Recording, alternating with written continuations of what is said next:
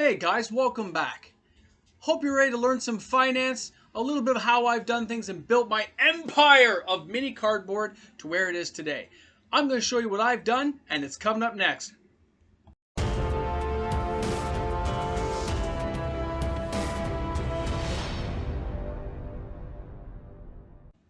Hey guys, welcome back. MTG MOX Man here, wearing the serious jacket for finance video time. You ready for this? You're going to learn something. I'm going to teach you. I'm going to educate you. I'm going to tell you how I do it and how I went around building up the collection I have to date. No, this is not Alpha Investments. This is not Timmy Finance. This is the Crumb Finance.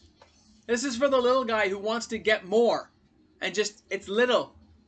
Okay, I'm not Rudy. I don't have hundreds of thousands of dollars in patrons and stores and businesses. I don't have any of that. I work a day job just like you guys do.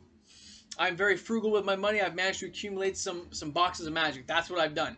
And I try to stay afloat every month, paying all my regular bills and still doing YouTube for fun.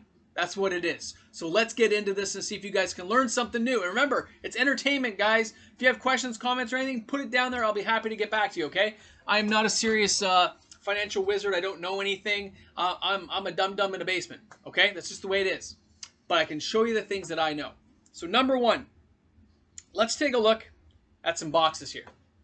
Kaladesh, remember this one? Kaladesh was like $124.99 when it came out. I remember being at the pre-release. It was a great time, man. Here's the bottom of the scale at $124.99. Here's the scale going up. When it reached up here at like $500-600 a box, you should not be buying here if you're an investor. You want to buy it down here, not up here. So you do not buy when it reaches the high. As an investor, if you want to get that box to hold, that's for you. But as an investor, you buy on the low and sell on a high. So you cannot do that. You cannot risk good, expensive cash that you've earned to buy a box for $500-600 when you should be buying when it's 124. You got to know when to buy, guys, okay? So you can't buy that box. That's a no-no. All right. Oh, the dark. Old vintage boxes. You want that box? You are never going to get that box as an investor. That box is not for you. Ever. As a player, you want to have it and spend it and have it and look in your background. Great. As an investor, you're never getting that box. Too expensive.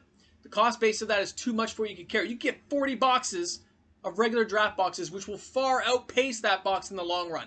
That box will have a ceiling. The dark has a ceiling. Just like Legends has been like $40-something thousand forever, this will have a ceiling. It'll hit its new ceiling around $10,000. You tell me those 40 boxes? Think about it. 40 boxes. They're not going to hit $500 each? Think about it. Weatherlight. Cost basis analysis. When you buy something, knowing what you paid and keeping a record of what you paid for it. You got to be accurate. This box I opened on my channel, this exact box. And you know what? It's okay I opened it because I paid $145 for that box. So that's okay. Yes, I know it was worth $3,000, but it was okay to open because the cost basis basically was like not even $8 a pack. Okay? And I'm selling packs right now for $50, right? 53, I think, for people who want to buy one to open on the channel. And that's still cheaper than everywhere on eBay. So think about that too. I have 4 packs left if you want to buy one. You can contact me on my email. All right.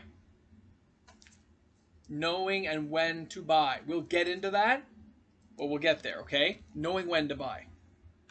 And then let's kind of jump to my actual risk stuff I do. Number one is risk analysis. How much can you afford to risk and lose? You cannot risk things you don't own. You cannot put things on credit card or lines of credit. Ever. I know people like Rudy will say, oh, you can use a cashback credit card. As long as you can clear that balance at the end of the month and not put your family, friends, or yourself, personal finance at risk, you can do that. I have no problem with that. I've done it myself. But I will not buy things that put me at risk. That's why I didn't buy the Dark. That's why I didn't buy Kaladesh. I happen to have one box of Kaladesh because I bought it back in the day. I wish I'd bought more. But there's always another tide of magic boxes coming that you can get in on and watch them slowly rise, okay? They're always going to be around because wave after wave come in and not many people do what we're talking about. They make it seem like there is. But considering the size of the magic market, there's not. Stores don't keep this stuff stocked up. They just don't. Now, value for dollar. An example being this one here. When you saw my Theros here, let's go over this side. I paid $199.95 at Christmas time. 401 Games had a sale on. The other boxes were all like 300 plus, okay? 300 plus. That means this was a 50% discount. As soon as the sale ended, it went back up to 249. But think about that box. I only have to sell it for 450 to double my money, okay? It has a good risk analysis, good value for dollar, and there's great cards in here. Remember how many mythics you could get? There are good cards in here, okay? That was a good cost analysis for me. Even if I sell it later on to patrons and sell it really cheap just to move it along and have some fun with it, or do packs, it was a good value for dollar, and I know it will be. And by the way, everyone's cost analysis and risk assessment all this will be a little bit different because everyone's a little bit different as a person. But for me, for the channel, for what I'm trying to do, I think it was fine, okay? And I have a 7-year wait period on this. 7 years till I look at this again. That's a long time to wait. Are you willing to wait that long to see if you're going to make money? It's a long time to wait. All right, now, the time frame to hold is kind of what we're talking about with this whole period, right? Some of my boxes have 9-year holds, some have 5, some have 7. It all depends on how I feel the box will do, and I reassess when it gets closer. The general rule is I want to double my money on every box I sell from wherever I bought it at. Anything above that is pure gravy and you're just happy to have it. If I buy a box at 88, I think I have some here. Hold on. Magic Orchins, 119, I got to sell it for 240. You look over here, Judgment, I got to sell it for 400 bucks. Well, it's a lot higher than that, isn't it? So that's gravy. It's extra. You have to know how long you're going to hold it for and when you want to move it out, okay? Now, knowing your market, which is number 4, is knowing where you're going to sell it. Are you going to sell on eBay, PayPal, Kijiji, Craigslist? What fees are associated with that? Are you going to sell it directly to a patron if you have a channel? Are you going to sell it to friends you know personally? They have different discounts they'll want. There's different fees associated with each of those. Knowing how much those fees cost will tell you how much you're supposed to charge for your box. Because those fees aren't supposed to fall on you. You're the one selling it. You may absorb a little bit depending on who you're selling to. But generally, remember, double rule. So you can't absorb beyond your double rule because you got to make your money and carry profit forward from the original box price. Okay? So knowing where you're going to sell is very important when it comes time to move your product. Number 5, profit and reinvest. When my profit timelines are up and I say it's been 5 years, time to check this product and see how it's doing. Then I check the price, I see what it's doing, and I see if I want to sell it or hold it.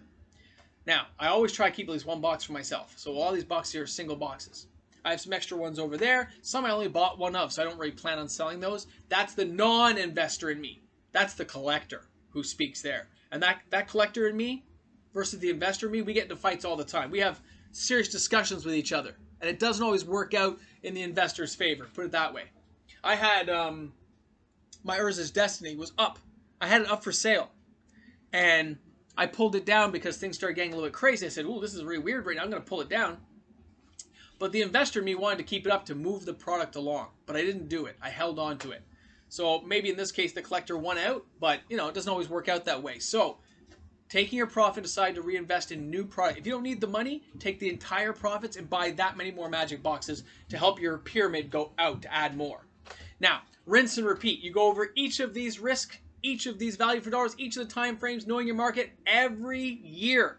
Check everything to make sure you're doing okay. Update your spreadsheets. Make sure you're keeping a good, valid argument on what you're trying to do with your products. Are you making money? Are you losing on products? Did it go up 3%, 5%, 4%? If you don't know and you want help, send me an email. I'll be happy to look at it for you guys. It's not easy to learn all this, and I'm self-taught. I just happen to get lucky a few times and start paying more attention, and I'm a very practical person. To get ahead and do all this takes a lot of sacrifice. It's not easy. Like I have coffee in my hand here. I do not go out and buy coffee. I don't eat out. Okay? I eat at home. I buy food, and I make it for me and my family. And that little bit I save from not eating out, that little bit I put aside from saving for coffees every day, $2 here, $4 there. You put all those little coins together, that ends up being a pile of coins, which lets you buy a product. The real joke my friends have is when I bought my MOX Emerald there, I bought that with toonies, $2 coins that I've been saving for 2 years almost, a year and a half. And I went down to 401 Games and I put all those toonies on the table and I paid for it in toonies. And the guy was like, gotta save to get what you want, okay? It takes sacrifice, guys. If it was easy, everyone would be doing it. So I hope you guys learned something today. If you have questions, comments, concerns, you let me know. I'll be happy to get back to you with a longer email if there's something you need more description of, okay? Thanks a lot for tuning in for the serious MTG Moxman video, and I look forward to seeing you guys on Sunday, Monday, Tuesday, and every day here going forward. Thanks a lot for checking things out. Have a great one. Stay safe out there, guys. This is where I click the buttons and make things stop.